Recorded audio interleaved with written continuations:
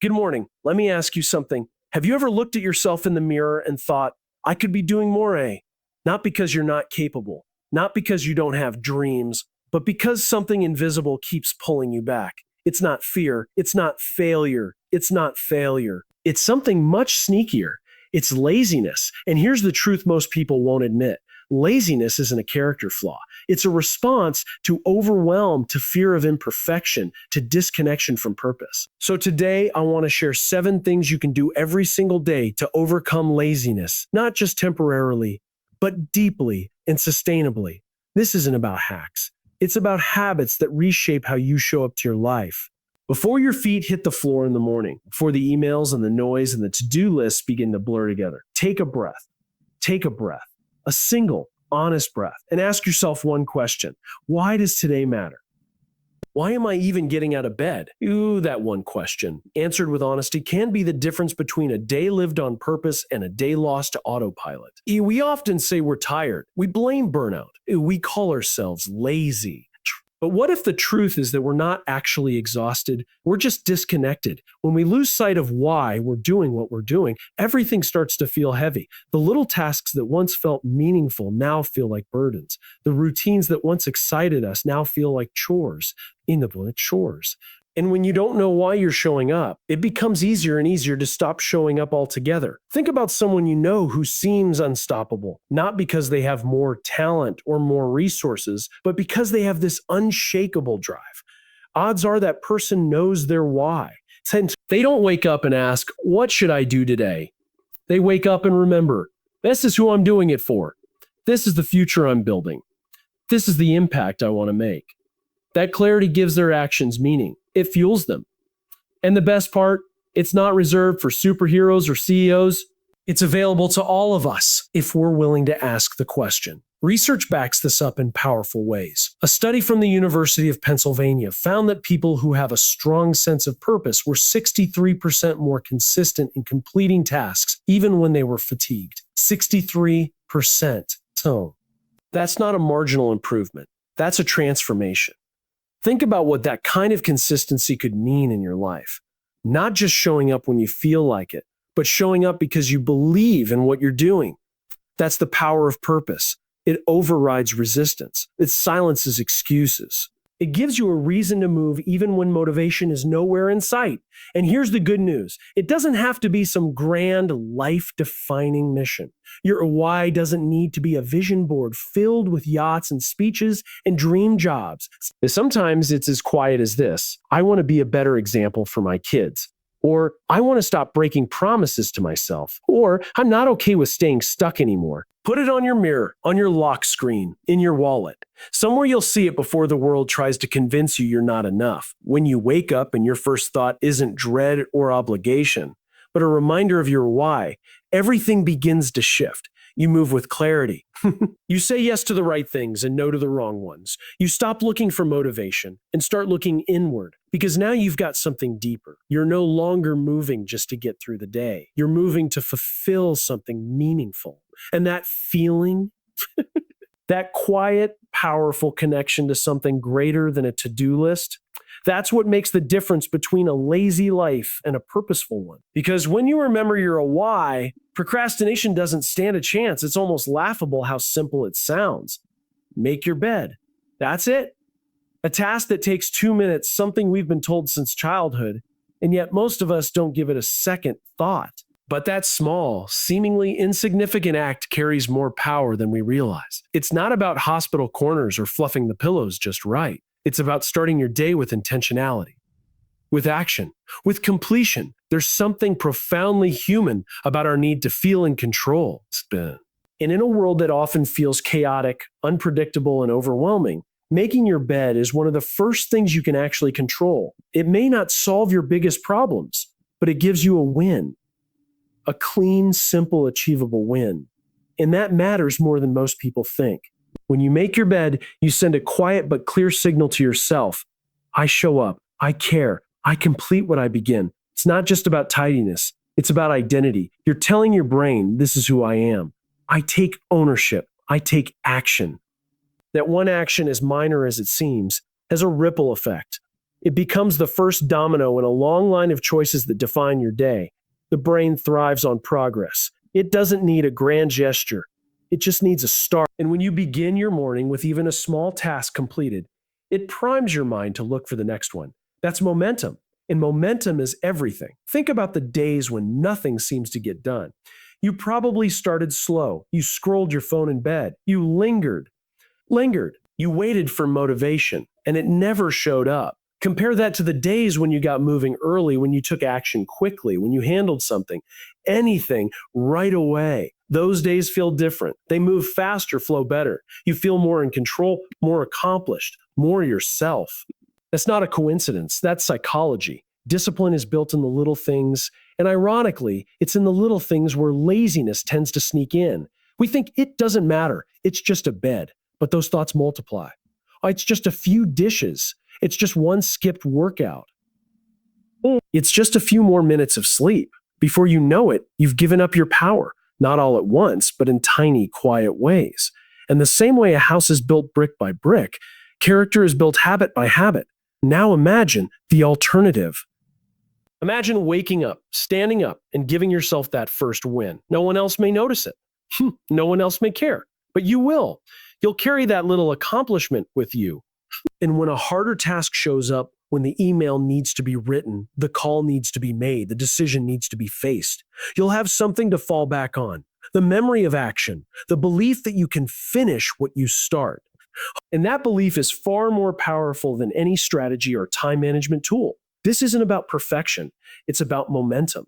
It's about reminding yourself that effort matters, that how you do the small things reflects how you'll approach the big things.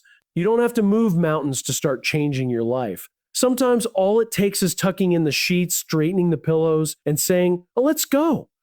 Not because the bed matters, but because you do. And soon, they show up as doing nothing. Sometimes it wears the disguise of hesitation. It waits for the perfect moment. It stalls under the weight of overthinking. It whispers, later is better. We're not ready yet. And we believe it. Because it's easier to wait than it is to begin. But the truth is, laziness thrives in stillness. It grows stronger the longer you sit with uncertainty. And the only way to silence it is to move.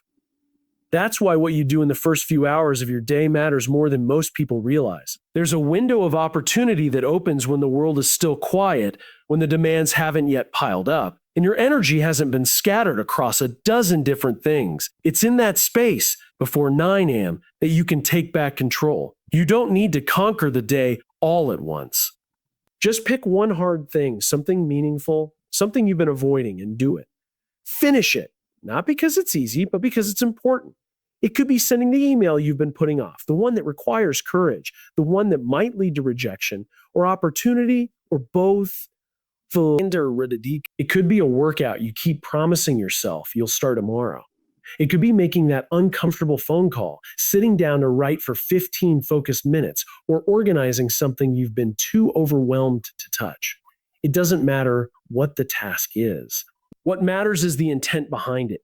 Choose something that requires effort, something that nudges you out of your comfort zone, something you don't feel ready for, and do it anyway. What happens next is powerful. Your brain begins to shift. Completing something difficult early in the day sends a clear message to yourself. I am capable. I follow through. I do what others put off. That's not just about productivity. It's about identity. And when your identity starts to align with action, momentum takes over. You begin to carry that confidence into the rest of your day. You stop chasing motivation because you've already created it through movement. You stop negotiating with laziness because you've already proven you don't need permission to act. There's a reason successful people talk about owning their mornings. It's not about routines for the sake of structure. It's because they've learned that early effort multiplies. It becomes the anchor for everything else. If you've already pushed through resistance by 9 a.m., you're less likely to cave to distraction at noon. You've already accomplished something difficult before most people have finished their coffee. That's not hustle culture. It's discipline. It's choosing to step into discomfort before the day decides what you get to do. Most people wait. They wait to feel ready. They wait for a better mood, a better time, a better version of themselves to show up. But what if the version you're waiting for only shows up after you take the first step? What if clarity, energy, and purpose are the result of action, not the prerequisite? You don't need to do everything. You don't need to finish the entire list. You just need to prove to yourself, first thing in the morning, that you can do hard things, that you will do them. And once that switch flips, laziness loses its grip. The rest of your day becomes easier to navigate, not because it is easier, but because you are stronger. Laziness isn't as obvious as we think it is. It's not always laying on the couch all day or refusing to work. It's more subtle than that. It's that quiet hesitation when you glance at a task and immediately feel a wave of resistance. It's the internal negotiation that says, I'll do it later, even though you know you won't. It's not about being unwilling to do the work. It's about being afraid to begin. Laziness at its core isn't a lack of action. It's a fear of starting. We've all been there. The report that's been sitting on your desk for days. The pile of laundry that somehow keeps growing. The email you've been meaning to send. And what makes it worse is the guilt that builds while we delay. We look at the thing we're avoiding and make it bigger in our minds. We imagine it taking hours, draining our energy, reminding us that we're not as productive as we think we should be, so we push it off again and again. And the longer we avoid it, the heavier it feels. But there's a way out, and it's simpler than you think. The 5-minute rule. Instead of telling yourself you have to finish everything right now, just tell yourself, I'll do it for 5 minutes. 5 minutes. Not perfect, not polished, not complete. Just started. You lower the barrier so much that the brain no longer sees the task as a threat. It becomes manageable, doable. You trick your mind into stepping over the starting line. And once you do, something amazing happens. Your brain begins to shift. You go from stillness to movement, from resistance to engagement. You stop thinking about how hard it is and start doing it. Doing it. This is called activation energy. It's the mental push required to begin something. And it's always the hardest part. But once that energy is used to get you moving, the task itself becomes easier. You fall into rhythm. You stop watching the clock. You start building momentum. There's a psychological term called a flow state, and it refers to that sweet spot where you're completely immersed in what you're doing. You lose track of time. You're not thinking about being productive. You just are. And the fascinating part? Research shows that we often enter flow after we start, not before. Meaning, motivation isn't what gets us going. Action is. The very thing we're avoiding becomes the thing that motivates us, but only after we begin. This changes everything, because now, instead of trying to muster the perfect mindset or wait for inspiration to strike, you just commit to showing up for 5 minutes. 5 minutes of writing, 5 minutes of organizing, 5 minutes of studying. You give yourself permission to stop after that, but most of the time you won't want to. You'll find that the hardest part is already behind you. You're in it, you're moving, and that little shift can carry you further than any motivational speech or productivity app ever could. The beauty of the 5-minute rule is that it respects where you are while still challenging you to move. It doesn't demand perfection or hours of focus. It just asks for a beginning. And in a world where procrastination keeps so many people stuck in neutral, beginning is everything. So the next time you feel resistance creeping in, the next time you find yourself saying, will you later, pause, take a breath, and say instead, I'll just do it for 5 minutes. That's where the change starts. Not in the finishing, but in the starting. We like to tell ourselves we're lazy. We use that word like it's a personality trait, like it's a permanent flaw we've somehow inherited. But here's a truth that cuts through the noise. Most people aren't lazy. They're tired. They're depleted. They've been running on empty for so long that stillness starts to feel like failure. But it's not. It's just the body and mind begging for something we've stopped giving them energy. We treat energy like it's a luxury, something that shows up when everything else is going well. We act like it's a bonus instead of the foundation. But you can't build discipline, focus, or resilience on a drained system. You can't outthink exhaustion. And you can't expect yourself to perform when you're running on fumes. The truth is, most of us don't have laziness problems. We have energy problems. So ask yourself the questions most people never stop to ask. Are you getting enough sleep, the kind of deep, restorative rest that doesn't just knock you out, but refuels you? Or are you staying up late to squeeze in one more episode, one more scroll, one more email? Are you drinking enough water, feeding your body the fuel it needs to function instead of just caffeine and convenience food? Are you moving at all? Stretching, walking, breathing in fresh air? Or are you sitting in the same spot for hours, wondering why your mind feels foggy and your body feels heavy? None of these things are glamorous. They're not trending. But they're the difference between someone who shows up to life ready and someone who's just surviving it. You're telling yourself, I value my time. I choose to be present. I am not at the mercy of every ping and pull. It's not about self-denial. It's about self-respect. What's fascinating is how the brain adapts to this. At first, it resists. It craves the hit of dopamine that comes from checking, swiping, watching. But over time, when you consistently remove even just one distraction a day, your brain begins to rewire. It starts craving depth over quick fixes. It learns to sit with discomfort instead of fleeing from it. It rediscovers the satisfaction that comes from real progress, from being immersed in something meaningful, uninterrupted. And the climb, though slower, is richer. It's more honest. It's more fulfilling. Because when you're not constantly splitting your attention 100 different ways, you start to realize how capable you actually are. You finish things. You think clearly. You feel in control again. And maybe for the first time in a long time, you stop feeling lazy because you're not.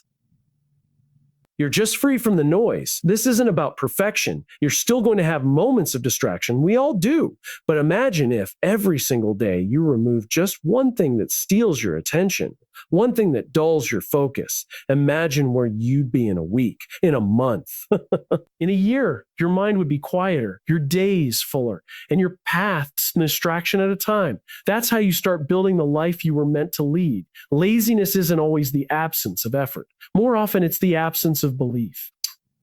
We don't give up because we're weak. We give up because we stop seeing the point. We look at our days and they blur together. We forget what we did. We forget what we accomplished. And in that forgetting, we lose the most important thing we need to keep going, a sense of progress. Because when we don't feel like we're moving forward, even in small ways, it becomes easier to stop trying altogether. That's why how you end your day matters just as much, if not more, than how you started. At night, when everything slows down, when the noise begins to fade, you have an opportunity to look back, not with judgment, not with criticism, but with curiosity. Ask yourself one simple question. What did I do today that I'm proud of? Not what did I finish? Not what did I perfect? Hint, not even what did I succeed at? Just what am I proud of? Sometimes the answer is big. You finally sent the proposal. You had a tough conversation you've been avoiding. You showed up for a workout you didn't feel like doing. But sometimes the answer is small, almost invisible. Almost invisible. You got out of bed even though it felt hard. You made time for someone who needed you. You resisted the urge to give up, even if it was only by a thread. And the beautiful part is that every one of those wins, big or small, is valid. Every one of them means something. The human brain is wired for stories. It wants to make sense of things. When we don't tell it a story of progress, it will default to a story of failure. It will highlight what you didn't do, what you missed, where you fell short. And if that's the last thought you have before falling asleep, you'll carry it into the next day like a weight. But if you choose to close the day with one clear, undeniable example of progress, your brain starts to believe a different story. I'm growing. I'm trying. I'm moving. I'm trying. I'm moving. It doesn't have to be written in a journal, though that helps. Even one sentence scribbled on a sticky note or whispered to yourself in the dark is enough to plant the seed. One win, one moment of alignment between who you are and who you're trying to become. That small act of reflection reminds you that effort counts. That showing up matters. That change is happening, even when it doesn't feel loud or obvious. And here's the shift. The more often you practice seeing your own progress, the more progress you'll begin to see. Not because you're suddenly achieving more, but because you're finally noticing it. You'll stop writing off your hard days as wasted. You'll start recognizing the value of consistency, the power of persistence, the dignity in simply trying again. And slowly, that story becomes your foundation. When you believe you're moving forward, you act differently. You make different choices. You stop looking for shortcuts and start trusting the process. You stop labeling yourself as lazy because the evidence says otherwise. You begin to see yourself as someone who follows through, someone who learns, someone who grows. And belief, True earned belief is the enemy of laziness. When you believe your efforts matter, you stop needing motivation to keep going. You've already given yourself the proof. So as your day winds down, don't rush to the next. Don't let yourself fall asleep in a story that doesn't serve you. Pause, look back, and find that one thing, that one win. Write it down, speak it out, hold on to it. Because it's not just a reminder of what you did. It's a reminder of who you're becoming. This isn't about grinding harder. It's not about waking up at 5 a.m. every day or filling every moment with hustle. That message, the one that says you're not enough unless you're exhausted, isn't just unhelpful. It's harmful. Because the truth is, effort without direction is just noise. The deeper message, the one that matters, is this: you're not lazy. You've just lost your connection. You've lost connection to why you're doing what you're doing. You've lost the rhythm that made you feel alive. You've lost the small, steady rituals that used to ground you. And when we lose connection, we start to drift. We stop trusting ourselves. We start telling ourselves stories like, maybe I'm just not disciplined enough. Or maybe I'm not cut out for more. But those aren't facts. They're just echoes of disconnection. Because laziness isn't a character flaw. It's a signal. It's your mind and body saying something's off. Something's missing. Maybe it's purpose. Maybe it's energy. Maybe it's clarity. But once you start to reconnect, even just a little, the fog begins to lift and you realize you were never broken. You were just tired of moving without meaning. This isn't about changing your whole life overnight. That kind of pressure only feeds the narrative that you're falling behind. Instead, it's about starting small, one habit at a time, one moment of intention in a sea of distraction. You don't need to become someone new. You need to return to who you were before the noise got loud. Before the doubts crept in, before you started mistaking burnout for laziness, when you remember your why, you start with purpose. When you make your bed, you set the tone. When you take action before the world pulls at you, you reclaim your time. When you commit to just 5 minutes, you learn to trust momentum over motivation. When you prioritize your energy, you protect your ability to show up. When you remove distractions, you create space for clarity.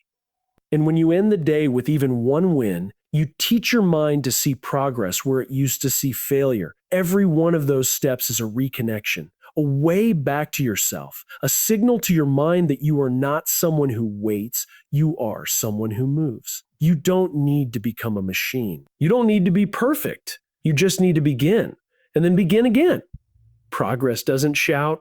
It whispers, it builds in silence. It compounds in the smallest of choices, repeated with care. And the more often you show up, even in quiet ways, the more your identity begins to shift. You stop seeing yourself as someone who can't and start seeing yourself as someone who does. Because purpose doesn't need to be loud to be powerful. It just needs to be present. And when purpose walks in, laziness quietly walks out. Not because you forced it, but because it no longer has a place in the story you're writing. So wherever you are in your journey, stuck, starting, or somewhere in between, know this: you're not lazy. You're just waiting to reconnect with what matters. And the good news is you can do that. One decision at a time, one action at a time. You don't need to sprint. You just need to step. And the next time that old story shows up, the one that says you're not disciplined, not driven, not enough, pause, breathe, and choose to write a new one that's rooted in purpose. Because that's where transformation lives, quietly, powerfully, waiting for you to begin. Thank you.